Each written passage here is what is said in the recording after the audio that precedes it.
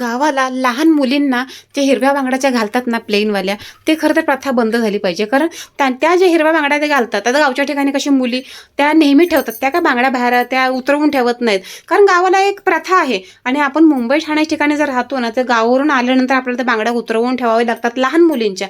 आता आपल्यासारख्या सुवासिनींच्या बांगड्या कशा घातल्या आपण 3 डझन 4 डझन कशा काय आपण घालणार, पण आपण इकडे आल्यावर तरी बांगड्या काढून ठेवल्या तर त्या आपल्या उपयोगी पडतात. पण लहान मुलींच्या काय उपयोगी पडणार आहेत? म्हणून बहुतेकदा ही प्रथा बंदच झाली पाहिजे. पण गावच्या ठिकाणी काय प्रथा बंद होईल मला वाटत नाही. कारण गावाला तो एक नियमच आहे, लग्नामध्ये बांगड्या म्हटल्या का हिरव्याच बांगड्या आणि त्या पण लहान मुलींना प्लेन बांगड्या. सो आता ह्या बांगड्या माझ्याकडे एवढ्या जमा झालेल्या आहेत आणि काय करायचं काय समजत नाहीये. शेवटी आता मुलींनी गावावरून आल्यावरून हे काढून ठेवल्या होत्या, पण त्या काय मला आतमध्ये कपाटात ठेवू देत नव्हत्या.